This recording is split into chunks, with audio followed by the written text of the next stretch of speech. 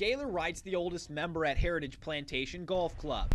He'll be the first to tell you his best golfing days are behind him. I'm just sort of a plodding, high handicap golfer. So Gaylor on his way to recording another triple-digit score late last year. His 101 final, forgettable. But his 18th hole, certainly not. I didn't see it, but I would have loved to see it. Hole 18 at Heritage is a 470-yard dogleg left par 5. If you get a good drive, you can get there in two. Most guys lay up just because it's an easy birdie hole if you do lay up. At my age, to hit it a long ways is a bit of a challenge. Wright hits his drive and another shot to lay up. My shot was from right over there, probably 20 yards the other side of the water. Gaylor's iron in is short, the ball on its way to the water. And suddenly there was a loud bonk, and it bounced high in the air and onto the green.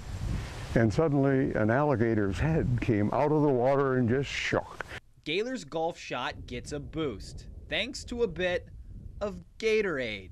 I thought maybe I'd hit a plank or something, but when that alligator told me, "You hit me," I just stood there with my mouth open, and it was such an unusual and unexpected thing. And one of my playing partners said, "You better run right over and buy a lottery ticket."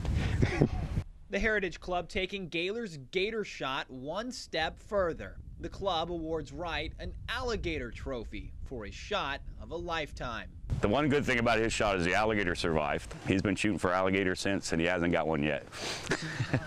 Once in a lifetime experience. I'm sure that it probably will never happen again.